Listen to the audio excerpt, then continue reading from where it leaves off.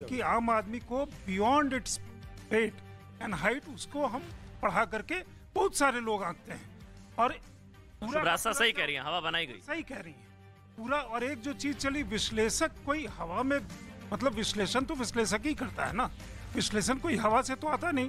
तो अगर कोई चीज जाती है, जैसे मान लीजिए कल का एग्जिट पोल, अभी मैंने नहीं देखा कभी कि कॉर्पोरेशन का कोई एग्जिट पोल हुआ हो, वो भी हुआ, लेकिन खैर वो होना चाहिए मान लीजिए। लेकिन पूर्णतः ब्रिजेश जी, अगर कांग्रेस पार्टी 77 से 17 60 सीटों का नुकसान, तो ये आम आदमी पार्टी ने इतना बड़ा डेंट कर दिया। मैं यही कर रहा हूँ कि आम आदमी पार्टी को किसी भी तरह आप डिस्कस करते रहेंगे, अरविंद केजरीवाल की जो मंशा है वो मंशा सार्थक होती है कि वो मैंने 24 में जिस पार्टी की यहाँ 0 सीट है लोकसभा में, 24 में मोदी बनाम केजरीवाल होगा और इस पे घंटों डिबेट होता है। एक पार्टी 303 पे बैठी हुई लोकसभा में दोबारा चुन करके, दूसरी पार्टी 0 पे है। लेकिन एक इस तरह का जो चीज है ये इस तरह बनाई जाती है कि कांग्रेस जी नीचे चला गया। कांग्रेस तो आत्मघाती दल है, मैं उसको आत्मघाती दल मानता हूँ कि वो अपने आप को प्रतिघात करता जा रहा है।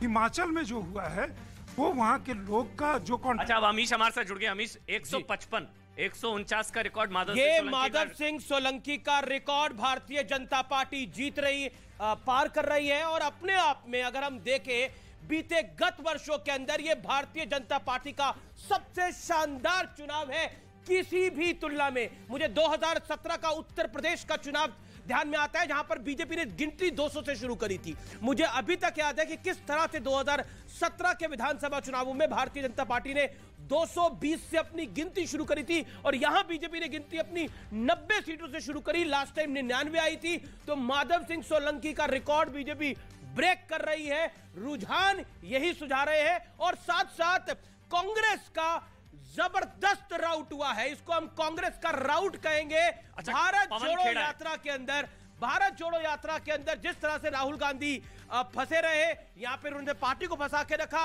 लेकिन जनता ने कांग्रेस को फंसा दिया। नीरज के साथ जनता ने कांग्रेस को फंसा दिया। नीरज के साथ पवन खेड़ा, नीरज जी मेरे साथ नीरज जुड़ रहे हैं। मैं पवन खेड़ा साहब का रुख कर सकता हूं। नीरज, राउट हो रहा है कांग्रेस का, खास तौर पर सवाल जरूर पूछिए, जो राउट हो रहा है उसके पीछे का कारण क्या है?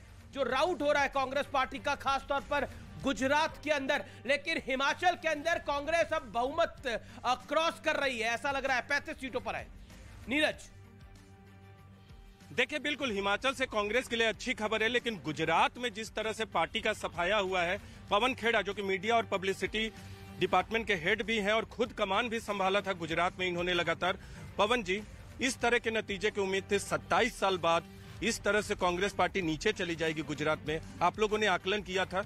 अब ये मत कहिएगा कि थोड़ी देर के बाद बदलेंगे, बहुत नहीं बदलेंगे। नहीं, बिल्कुल बदलेंगे। हम आश्वस्त हैं कि इतना जो परिवर्तन का एक मूड है वहाँ लोगों के बीच में, वो पूरे गुजरात में था। ऐसा नहीं कि सिर्फ एक रीजन में था और दूसरे रीजन में नहीं था। तो इंतजार करना जरूरी है, ये क्यों नहीं कहें, हम बिल्कुल कहेंगे इंतजार करिए। लेकिन आप लोग तो मुकाबला करते भी नहीं दिखे। ये होंगे, बिल्कुल दिखे और अच्छी तरह से मुकाबला कर रहे थे। बूथ लेवल पे हम लोग अपना काम कर रहे थे। हाँ, ये जरूर है कि हमने विज्ञापनों पे इतना खर्च नहीं किया जितना बाकी पार्टियों ने किया। तो कितनी सीटें आएंगी? आप कह रहे हैं कि अभी और रुकिए। ज्योतिषी नहीं हूँ, इंतजार करिए, थोड़ा इंतजार करना उचित रहेगा। हिमाचल में सरकार बना पाएंगे क्या लगता है? 34, 35, कभी 36, कभी 33, इस तरह से आंकड़े आ रहे? नहीं, बिल्कुल हम आश्वस्त है हिमाचल के प्रति।